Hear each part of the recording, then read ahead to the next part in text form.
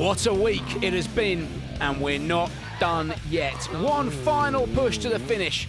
Welcome to stage 5 of the Abu Dhabi Desert Challenge.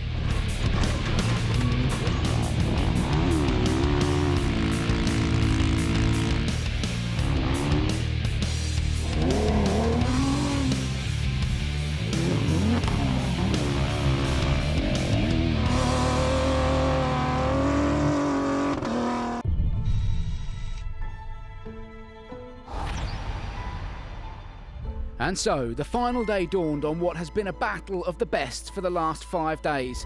And in the fight for the podium, this one was far from over. It was an all-out sprint to the finish line.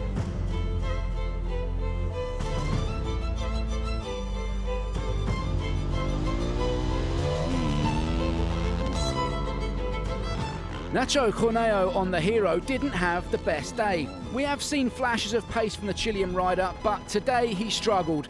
7th fastest, and he would have to settle for 6th overall.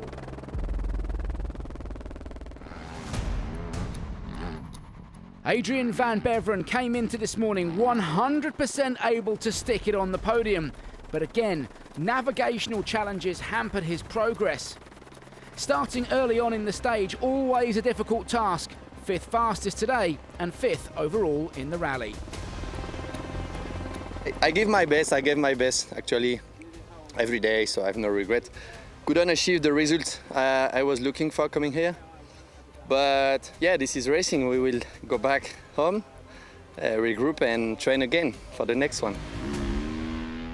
Luciano Benavides has had a quiet Abu Dhabi Desert Challenge and, like VBA, did what he needed to do to get in the fight. But he wasn't happy on the bike. The best he could muster was 3rd in the stage, and that was only enough for 4th overall. I struggled a little bit to get the rhythm, and yeah, I didn't feel so comfortable. So happy with the result here in one piece, healthy and ready for the next one. And so to Tosha Sharina, what a rally the Spaniard has had. Another stage win today gives him a total of 4, including the qualification stage. But that has meant he's opened the sand more than anyone else, and that's cost him time. The pace has been there, perhaps the strategy less so. He could have won this rally, no question. Today, he recovered to finish 3rd overall. It was not an easy rally for us, outside of my comfort zone here in the dunes. But yeah, if you want to be world champion in a world championship, you have to be fast in all of kind of terrain. So we have to adapt and improve. Making it 2 Hondas on the podium and going one better than Sharina was Ricky Brabec. Consistency has been the name of the game for the American. With exactly 0 stage wins this year, it goes to show that playing the right strategical game counts for so much in the bike category. Brabec has done just that, 2nd overall. You know, after 5-6 days, 7-8 days of riding in the dunes out here in Dubai, I'm really happy how my knee and my leg feels. So this is a really big positive going home from here, and also I'm healthy to go home. So this is really good, and yeah, looking forward to the rest of the year.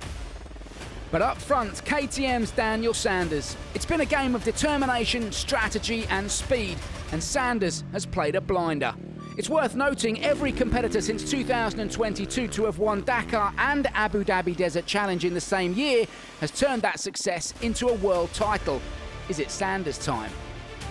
Yeah, finally got to the finish line here in 1st, and yeah, a lot better feeling than the last time I was here. So it's good to go 3 in a row and feeling good. We're enjoying riding, and the KTM is on fire. So yeah, I'm loving it.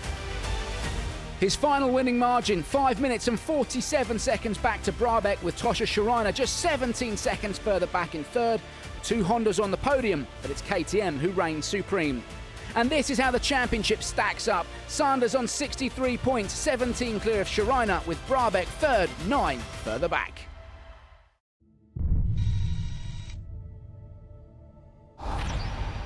Today marks a massive challenge for Michael Doherty. He has won every single stage of the event in the Rally 2 class so far, and not only is he now itching for the overall win, but also for that clean sweep of stage victories. The South African set off into the stage, but by kilometre 87 it wasn't looking good. He was down on the splits to this man, Tobias Ebster. Another rider not prepared to leave without at least one stage win. The young Austrian was flying, but engine failure again a major concern. He could hear a rattle and backed off to limp the bike home. Stage win gone, but third overall confirmed. I'm really getting that step closer to the factory guys, let's say. So I hope I can be one of them in the next Dakar, and this definitely gave me a great experience for navigation and out there in the dunes. I love Abu Dhabi. Ahead of him came Konrad Dabrowski. It's been a spectacular effort from the young Polish rider who once again has proved to the world his pace. Every time he gets on the bike, that pace is getting faster. Second overall here in Abu Dhabi.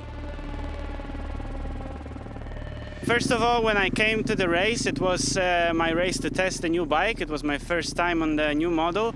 So we thought in the beginning that I will be sort of an underdog, you know, like trying different stuff and maybe not racing to my full potential from the start. But yeah, I'm really surprised and happy about how I rode.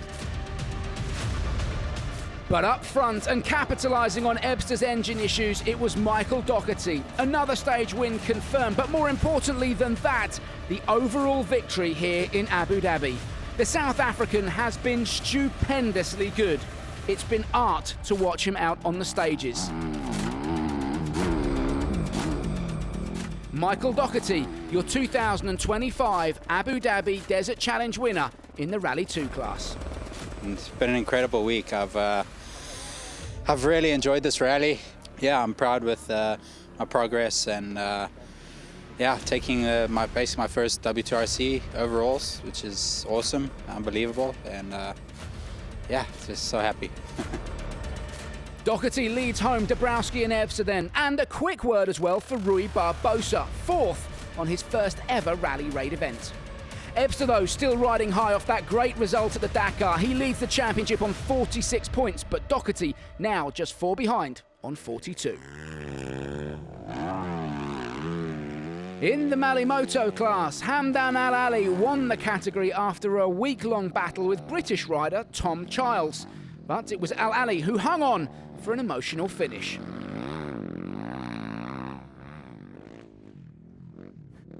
I can't wait for the next desert challenge. So it was really nice. The last 4 days was really tough. We got a lot of punishment, but this stage was like a reward to us. So it was very nice, very smooth, and finally I did it. Back to four wheels now, and the drama's continued for Abdulaziz Ali. These shots coming in from yesterday, more mechanical gremlins. 2025 has just not been the local star's year. Marek Lodge, meanwhile, should have been in the fight for the overall win, but that penalty yesterday put paid to that. A stage victory today, a small consolation. France's Gaëtan Martinez has been strong and consistent. He stayed out of trouble and capitalised on others' mistakes. A brilliant ride sees him on the podium, second overall. But out front, it's been a long time coming. Antanas Kanopkinas has been there every day. His riding spot on, and with 2 stage wins, today he rode smart and cruised to overall victory. If you want to win, you need to have a very good team. Only then you can achieve the success. And the success with the CF Moto Thunder Racing team is very huge. So one more podium and very nice job for both of us. We always cover each other and care for each other. It's like a family, you know. Finally, after 5 full days of competition, Kanopkinas confirmed his victory by over 26 minutes from Martinez, with Lodge in third. It's the first championship scoring round of the year for the quads, so Kanopkinas leads on 25, Martinez second on 20, Lodge 16 and Vilkelec on 13 points.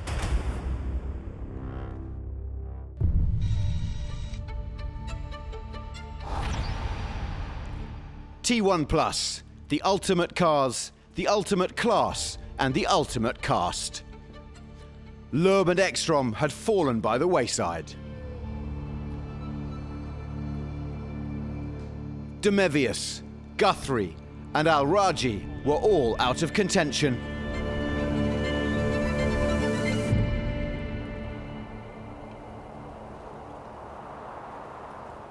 Quintero had third spot wrapped up, but no chance of overall victory.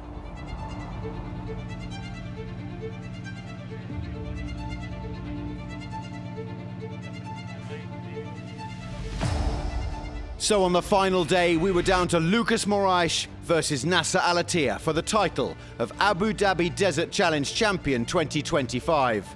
After 12.5 hours of racing, almost 1,750 kilometers of driving, the gap between them was a paltry 41 seconds. This was a fight between two heavyweights, but forget the rumble in the jungle or the thriller in Manila. This was a duel in the dunes, a struggle in the sand to determine who's the daddy in Abu Dhabi. With all eyes on that titanic tussle, it was yesterday's winner, Eric Gokshaw, who led them out this morning from Mazira at 9:50 a.m. with 167 timed kilometers to the rally finish in Abu Dhabi. But the Pole was one of several drivers who ran into problems on the route. At the first time check, he was second fastest, but at km 38, his Toyota Hilux came to a standstill. He had to abandon this last special. Next on our stopping list were the two X-Raid Minis, Guillaume de Mevius and João Ferreira. Ferreira got going again relatively quickly, but de Mevius lost nearly 2 hours. And there was one more ultimate car that failed the ultimate test today. This one far more significant though, in terms of profile and potentially the World Championship. I'm talking, of course, about Yazid Al-Raji. The pre-race favourite had a sizable lead in the W2RC following his victory at the Dakar, and was very clear his aim here had been simply to make sure he finished the rally and didn't have a calamitous result in terms of the season-long competition. So this final day DNF because of engine problems was especially gut-wrenching for the Saudi. A more positive story came from one of Al-Raji's overdrive companions. Juan Cruz Jacopini leapt up to 4th on the special and into 4th overall. Jacopini is usually overshadowed, but today he was overwhelmed.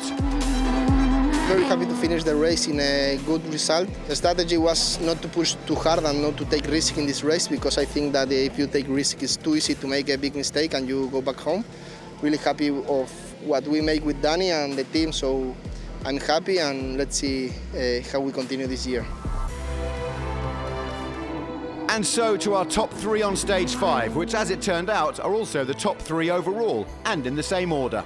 In their Toyota Gazoo Racing Hilux, Seth Quintero and Dennis Zentz finished 3rd overall for the 3rd time, following the T1s last year, the cars in 2023 when he won the T3s.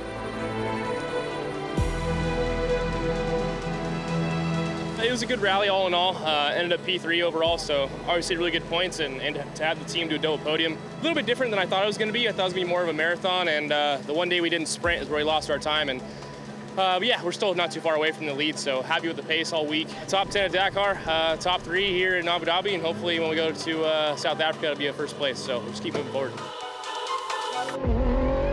Our rally raid concludes with that showdown for the trophy. Lucas Moraes, the Brazilian, had 41 seconds to make up on the race leader, but unfortunately for him and Armand Mondleon, their Toyota, like the others on the course today, found the conditions and the terrain in the early stages very testing.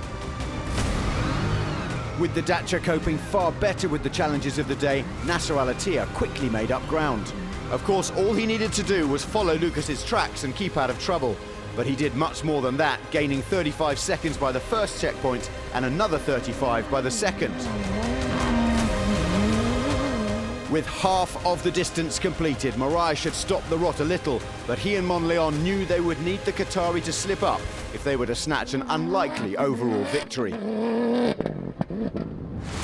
Nasser, though, isn't a 4-time winner here for no reason, and that never looked likely. In fact, he and Edouard Boulanger were now 1:52 in front and heading into the home straight. It was an extremely close contest over the 6 days of racing, but in the end, the Toyota wasn't quite its rival's equal. Nonetheless, Moraes moved on to the championship podium with 59 points, and placing 2 men on the rally podium has cemented Toyota's hold on the manufacturers' competition. But that was of little comfort to an extremely disappointed runner-up.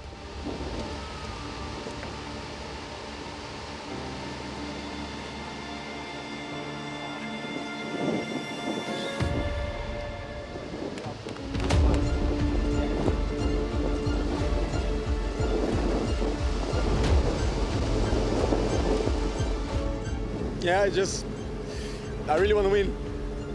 But Nasser is one of the greatest of all time, so it's hard. But hey, last year we have a crazy race here with the fire in the car, and this year we were fighting for the win.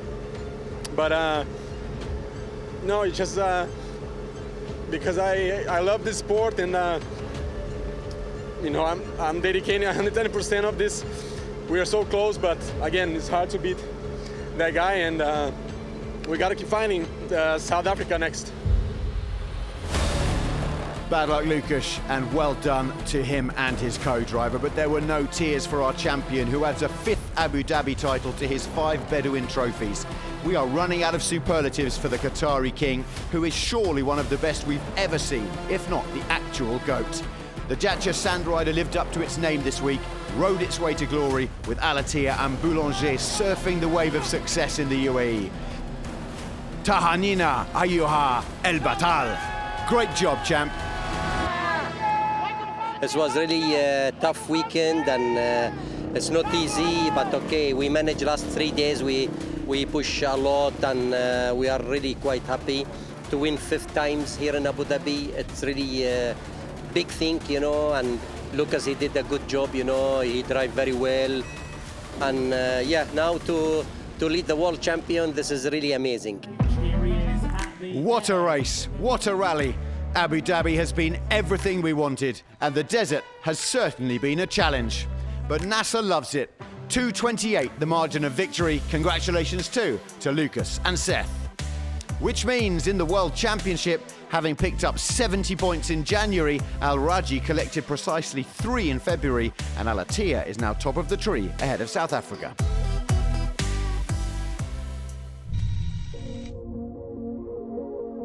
Over to the Challenger class then, and like so many other categories in this year's Abu Dhabi Desert Challenge, it was also gonna go down to the wire in the fight for overall honours. Up front, Dania Akil carried a 5-minute lead into the day. All the pressure on her shoulders to hang on to it though, getting the balance between not taking risks but not losing too much time, always difficult to judge. Behind her, Pau Navarro, and he had no choice other than to throw everything at the final stage. The Spanish driver gave it his all, and by kilometre 87, he was up on Akil, but would it be enough? A quick word too for this man, Adam Koos. He rounded out the top 5 here in Abu Dhabi. A good result. While the fight for the win raged on, further back, Yassir Sayyidan took another stage victory, ruining those problems on stage 3. Had he not lost that 30 minutes, he too would have been right in the fight.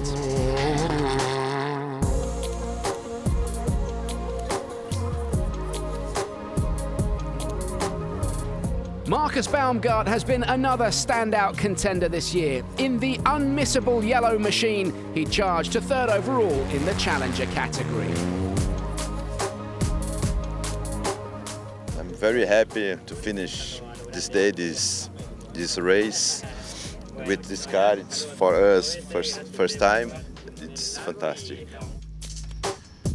Meanwhile, up front, Pau Navarro was still charging, but it wasn't to be. In an epic battle, he would leave this year best of the rest. We came here in the search of good points, and I think that we did a good job. We were going safe all the race. For Jan also, it was his first race in the Rally Raid Championship, and yeah, happy to be second. Which left Dania Akil. It has been an incredibly mature drive from the Saudi Arabian, making barely any mistakes and playing a clever strategy. She's rewarded with her first ever top step in a W2RC event. My first W2RC win feels fantastic. It comes with a lot of intention, a lot of work, a lot of focus, and a lot of effort. It doesn't just arrive. You have to do your part. The team did their part perfectly. Stefan was excellent. Not just managing the navigation, but managing the mood in the car, the focus, the solidity. It was a strong team, strong car, and I hope we'll be stronger drivers every race. It's a BBR Motorsport top 4, led home by Akil, 3 minutes and 28 seconds clear of Navarro, with Baumgart, Sayyidan and Koos completing the top 5. And in the title race, Cavigliasso leads Navarro by just 9 points, with Seyadan 17 further back.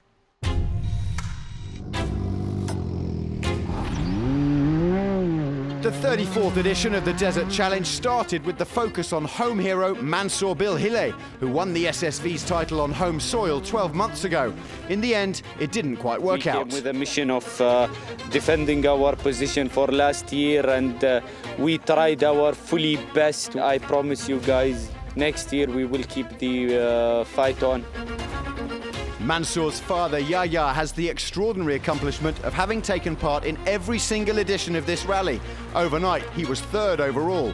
It would have been a great story, but unfortunately it wasn't to be. He and Mohamed Hamri were second last today and dropped off the bottom step. Replacing them in the top three at the very last, the Portuguese pairing of José Nogueira and Arcelio Couto. A combination of steady Eddie driving and others' bad luck led them to a second third place result and the podium with a gap of just under 10 minutes. Fifth today, but holding on to second overall, Italian Enrico Gaspari, his best result in 4 appearances. I love Abu Dhabi Desert Challenge. For me, is the best rally in the championship. But that is only half the story. Gaspari's regular co-driver is Fausto Motta, who was in Turkey the week before flying to the UAE. My co-driver is located in Istanbul airport for the snow, yes. And the mechanic of the team said me, if you want, I can navigate with you. Yes, Anton is a fantastic guy. And during the day, navigate, and in the night, working on the car. It's a fantastic guy. Extraordinary, and chapeau to Antoine Lecourbe. Also extraordinary, Jeremias Gonzalez Ferrioli and José Sebastián Cezana, who won every single race day, a feat that has never before been achieved in this class. We enjoyed the Abu Dhabi Desert Challenge from the beginning to the end. We love the dunes, the car was built for the dunes, so we really have fun. And well, hopefully we can return the following year. It's a Can-Am Maverick top 4 led home by Ferrioli, nearly an hour and a half clear of Gaspari, with Nogueira, Bilhile Sr. and Michele Chinotto completing the top 5. And in the title race, Pinto still leads, but Gaspari has closed the gap from 25 to 11 points. Bilhile Jr., Fournier and Chinotto also picked up some points. Oh,